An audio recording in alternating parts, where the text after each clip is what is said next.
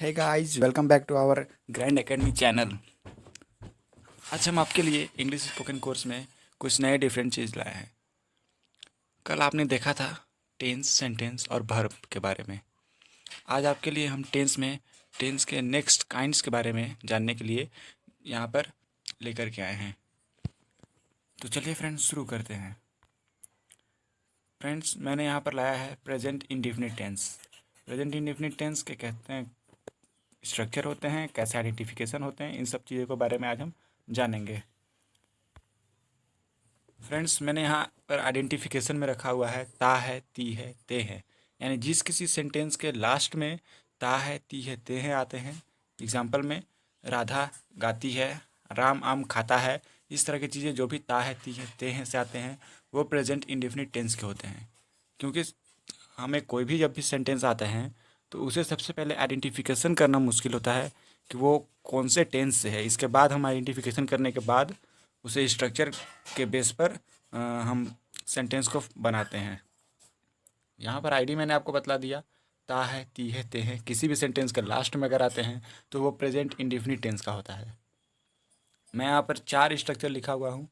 पहला है अफर्मेटिव का, दूसरा निगेटिव का, तीसरा इंट्रोगेटिव का and fourth one is question word का। फ्रेंड्स, हम यहाँ पर अफर्मेटिव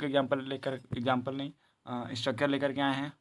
जैसा कि आप यहाँ पर देख सकते हैं फ्रेंड्स, ये अफर्मेटिव क्या है? Subject plus V1 V5 plus object. यानी यह आपका अफर्मेटिव में पहले सब्जेक्ट आता है, फिर वर्ब का फर्स्ट फॉर्म या fifth form and then object. मैं आपको एग्जांपल दे करके बतला दूंगा आगे नेक्स्ट वीडियो में, आप सब इस चीज़ को जान रहे हैं। यहाँ पर सेकंड जो स्ट्रक्चर है वो है नेगेटिव का। नेगेटिव का स्ट्रक्चर होता है फ्रेंड्स, सब्जेक्ट प्लस डू या does plus not plus V1 plus object. आप यहाँ पर वीडियो में देख सकते हैं, सब्जेक्ट प्लस डू या डज या not plus V1 plus object. Friends, यहाँ पर जस्ट अफर्मेटिव में थोड़ा सा चेंज होता है, यहाँ पर डू या डज प्लस नोट लगा देते हैं। और थर्ड जो हमारा स्ट्रक्चर है वो है इंट्रोगेटिव का। इंट्रोगेटिव में do does plus subject plus V1 plus object plus last में क्वेश्चन मार्क। बस यहाँ पर हम डू डज को आगे में ले आ रहे हैं और सब्जेक्ट को पीछे में, और कोई भी चेंजेस नहीं है फ्रेंड्स। क्वेश्चन वर्ड में आप सब जान रहे हैं, क्वेश्चन वर्ड का जो भी क्वेश्चन वर्ड होते हैं जैसे वाई, वाट, हाउ, ये सारे क्वेश्चन वर्ड होते हैं, तो हम उसको पहले पुट करेंगे और फिर डू या डज क्वेश्चन वर्ड से हम चूज कर लेंगे और फिर V1 plus object plus question mark. ये आपका स्ट्रक्चर होता है। इस स्ट्रक्चर को फ्रेंड्स फॉलो कर लेंगे, अच्छे से हम लोग किसी कॉपी में लिख लेंगे एंड देन आगे हम लोग बढ़ते हैं इसके एग्जाम्पल के लिए। क्योंकि जब भी हम कोई भी सेंटेंस बनाने जाते हैं स्ट्रक्चर हमारे लिए बहुत ज़रूरी होता है। स्ट्रक्चर यानी फार्मूला, हम फार्मूला पहले कॉपी में लिख लेंगे एंड देन आगे एग्जाम्पल तैयार करेंगे। अब मैं यहाँ पर एग्जाम्पल दे रहा हूँ अफर्मेटिव का। बहुत ईजी है फ्रेंड्स। अफर्मेटिव मैंने पहले ही बताया था, सबसे सिंपल सेंटेंस को अफर्मेटिव कहते हैं। पहला एग्जाम्पल है मोहन खेलने जाता है। बहुत सिंपल सेंटेंस है, हम लोग बेसिकली बोलते भी हैं। वह बाज़ार जाता है, वह खेलने जाता है, वो ये खाता है, इस प्रकार से। तो यहाँ पर मैंने पहला एग्जाम्पल दिया, मोहन खेलने जाता है। अब आप ज़रा स्ट्रक्चर पे गौर करें। आपने कॉपी में स्ट्रक्चर लिख भी लिया होगा अफर्मेटिव का, मैंने बतलाया था। यहाँ पर एक बार आप फिर से देख लीजिए, सब्जेक्ट प्लस V1 या V5 प्लस ऑब्जेक्ट। अफर्मेटिव का सब्जेक्ट प्लस V1 या V5 प्लस ऑब्जेक्ट। अब हम वापस से आते हैं अपने एग्जाम्पल पे। मेरा यहाँ मोहन सब्जेक्ट है, यहाँ पर V1 या V5 यानी वर्ब कौन सा है? तो जाता है। ये जाना आपका वर्ब हो गया। तो ये जाता है को हम लोग इंग्लिश में जाना को गो कहते हैं, और जिसका कि हमेशा V5 लगता है क्योंकि मोहन थर्ड पर्सन है। थर्ड पर्सन के साथ हमेशा V5 लगता है, तो हम यहाँ पर गोज टू लगाएंगे। और खेलने जाता है, सिंपल प्ले करने जाता है, यानी मोहन गोज टू प्ले। अब वो क्या खेल रहा है ये मैंने यहाँ पर नहीं बतलाया है, तो Mohan goes to play only. अगर यहाँ पर आता मोहन क्रिकेट खेलने जाता है तो मैं यहाँ पर लिखता Mohan goes to play cricket. ये आपका बन जाता है इस प्रकार से। यहाँ पर मैंने दूसरा एग्जाम्पल लिखा हुआ है, सीता एक गाना गाती है। Sita sings a song. यहाँ पर मैंने सिंग्स क्यों लगाया फ्रेंड्स, आप भी जानते हैं, क्योंकि सीता यहाँ पर थर्ड पर्सन है और थर्ड पर्सन के साथ हमेशा भी का फिफ्थ फॉर्म लगता है, यानी वर्ब का फिफ्थ फॉर्म। वर्ब का फिफ्थ फॉर्म सिंगुलर होता है और यहाँ पर सीता भी सिंगुलर है, इसीलिए हम सिंगुलर को सिंगुलर वर्ब के साथ जोड़ रहे हैं। सूर्य पूरब से उगता है, हम लोग ये यूनिवर्सल ट्रूथ है और यूनिवर्सल ट्रूथ भी सारा प्रेजेंट इंडेफिनिट टेंस में ही आता है। हम नेक्स्ट वीडियो में आपको बताएंगे प्रेजेंट इंडेफिनिट टेंस का कैसे कैसे यूज होता है, मतलब यूनिवर्सल ट्रूथ में एक यूज होता है, एक जो हमेशा काम होता है उसमें होता है, एक हैबिट के लिए यूज होता है। ये सारी चीज़ें मैं आपको बताऊंगा नेक्स्ट वीडियो में। फ्रेंड्स, ये सूर्य पूरब से उगता है ये आपका यूनिवर्सल ट्रूथ है और यूनिवर्सल ट्रूथ हम लोग इंडेफिनिट में बनाते हैं। जो इंडेफिनिट का आपका स्ट्रक्चर होता है हम उस पर गौर करेंगे। आपका स्ट्रक्चर मैंने पहले बताया, सब्जेक्ट प्लस V1 या V5 प्लस ऑब्जेक्ट। तो यहाँ पर हम मेरा सब्जेक्ट है सूर्य, तो यहाँ पर द सन लिखेंगे क्योंकि सन इकलौता है फ्रेंड। जैसे पहाड़, नदियाँ, ये सारी चीज़ें के लिए आर्टिकल आपका द लगता है, तो हम यहाँ पर द सन लिखे हुए हैं। और पूरब से उगता है तो उगना यहाँ पर आपका वर्ब है, और चूँकि मैंने पहले बताया कि द सन है यानी सिंगुलर है ये, और सिंगुलर के साथ सिंगुलर वर्ब लगेगा। सिंगुलर वर्ब आपका V5 है, तो यहाँ पर राइज कर रहा है, सन उग रहा है। राइज करना उगना होता है। उसी प्रकार से यहाँ पर मैंने लिखा है सूर्य पूरब से उगता है, आगे पूरब से, तो उसके लिए लगाया मैंने फ्रॉम ईस्ट। यहाँ पर बहुत इजी है ये फ्रेंड्स, अफर्मेटिव ज़्यादा टफ नहीं है बनाना। मैंने आपको तीनों एग्जांपल बता दिया, एक बार फिर से बता दे रहा हूँ। मोहन खेलने जाता है, मोहन गोज टू प्ले। यहाँ गोज किससे लगा, क्योंकि मोहन सिंगुलर नाउन है और सिंगुलर नाउन के साथ सिंगुलर वर्ब लगाते हैं, और सिंगुलर वर्ब होता है गो का गोज, यानी V5 जितने भी होते हैं वर्ब का फिफ्थ फॉर्म वो सारा सिंगुलर होता है। और सीता एक गाना गाती है, तो सीता सिंग्स अ सॉन्ग। यहाँ पर फिर सिंग्स क्यों लगा, क्योंकि यहाँ पर सीता सिंगुलर है और वर्ब हम सिंगुलर लगा रहे हैं। सूर्य पूरब से उगता है, ये आपका यूनिवर्सल ट्रूथ है फ्रेंड्स। यूनिवर्सल ट्रूथ के लिए भी हम प्रेजेंट इंडेफिनिट टेंस को ही यूज करते हैं। और यहाँ पर सिंपल है, the sun rises from east. क्यों, क्योंकि वो राइजेज यहाँ पर इसलिए लगा है क्योंकि आप सब जानते हैं द सन एक सिंगुलर है और इसके बाद राइजेज भी सिंगुलर वर्ब होता है। नेक्स्ट एग्जांपल देखेंगे, example of negative. Negative sentence का एग्जांपल जो एफर्मेटिव में था बस उसमें नॉट लग जाता है, लेकिन उसके साथ एक और चीज़ लगती है, डू या डज। जैसे मैंने यहाँ पे एग्जांपल लिखा है, मैं रोज़ पत्र लिखता हूँ। ये देखते हैं यहाँ पर, मैं रोज़ पत्र लिखता हूँ। वहाँ पर अगर हो जाता मैं रोज़ पत्र लिखता हूँ तो आई राइट लेटर डेली, बट यहाँ पर मैंने एग्जांपल दिया हुआ है मैं रोज़ पत्र नहीं लिखता हूँ। तो यहाँ पर क्योंकि निगेटिव है और निगेटिव में नहीं है, तो यहाँ पर हमने लिखा हुआ है I don't write letter daily. अगर यहाँ पर आता कि मैं रोज़ पत्र लिखता हूँ तो मैं लिखता आई राइट लेटर डेली, लेकिन यहाँ पर नहीं, यानी निगेटिव का यूज किया मैंने, तो आई डोंट यहाँ पर लगा देंगे क्योंकि डू या डज लगाना था और आई हमेशा प्लूरल होता है, तो उसके लिए हम लोग डू का यूज करते हैं। तो यहाँ पर हो जाएगा I don't write letter daily. इसके बाद आते हैं, रतन कोई बाइक नहीं चलाता है। तो रतन डजंट ड्राइव एनी बाइक, रतन कोई बाइक नहीं चलाता है, रतन डजंट ड्राइव एनी बाइक। यहाँ पर क्या है, डजंट क्यों लगा आप भी जान रहे हैं, क्योंकि रतन यहाँ पर फर्स्ट फॉर्म सिंगुलर है, थर्ड पर्सन का सिंगुलर है, और यहाँ पर डू या डज लगाना था। और आप सब जानते हैं, मैंने पहले भी बताया कि डू आपका प्लूरल वर्ब है और डज सिंगुलर, तो यहाँ पर डज लगा। वह मिठाई नहीं खाता है, मैंने यहाँ पर पहले ही बताया कि ही आपका सिंगुलर नाउन है गया है, और सिंगुलर नाउन के साथ सिंगुलर वर्ब लगाएंगे यानी डू या डज, तो आप सब जान रहे हैं डज लगेगा यहाँ पर।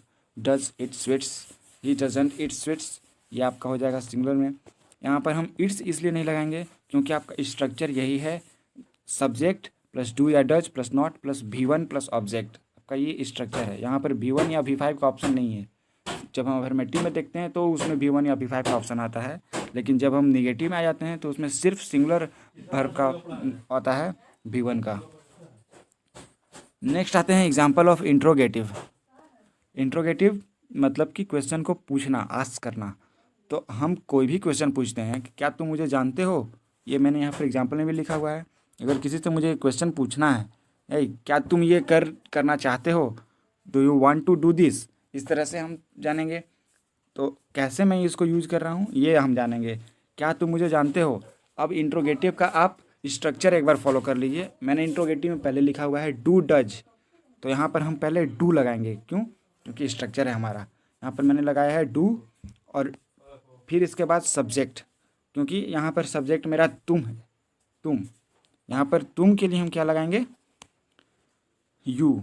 और यू क्या होता है आपका, प्लूरल होता है, तो प्लूरल के साथ प्लूरल वर्ब लगेगा, यानी do does plus subject plus V1 या V5 और प्लस ऑब्जेक्ट, ये आपका स्ट्रक्चर आता है। लास्ट में क्वेश्चन मार्क तथाकथित, तो डू लगाएंगे यहाँ पर हम, इसके बाद फिर यू तुम के लिए, और मुझे जानते हो, नो मी, क्या तुम मुझे जानते हो, डू यू नो मी। हम आम बोलचाल में भी पूछते हैं किसी से, क्या तुम मुझे जानते हो, इस तरह से।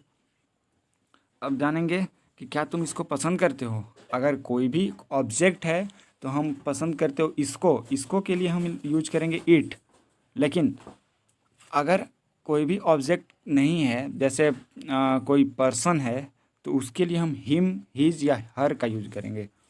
Do you like him, do you like her, इस तरह से। तो यहाँ पर मैंने लिखा हुआ है क्या तुम इसको पसंद करते हो, तो यहाँ पर आ जाएगा कि डू यू लाइक इट, क्योंकि मैंने यहाँ पर कोई ऑब्जेक्ट को बोला है। अगर कोई भी ऑब्जेक्ट मैं दिखाता हूँ और फिर उस किसी से पूछता हूँ कि क्या तुम इसको पसंद करते हो, तो वहाँ पर हम लिखेंगे डू यू लाइक इट। और थर्ड आपका एग्जाम्पल है, क्या मैं अपने पिता को पत्र लिखता हूँ। ये मैं पूछ रहा हूँ किसी से कि क्या मैं अपने पिता को पत्र लिखता हूँ, तो do I write letter to my father. क्यों मैंने यहाँ पर लगाया डू आई राइट, पहले ही बताया आपको कि आई प्लूरल है और उसके साथ जो भी हेल्पिंग वर्ब या मेन वर्ब जो भी लगेगा वो भी प्लूरल ही लगेगा, यानी उसमें एस या एस नहीं लगेगा।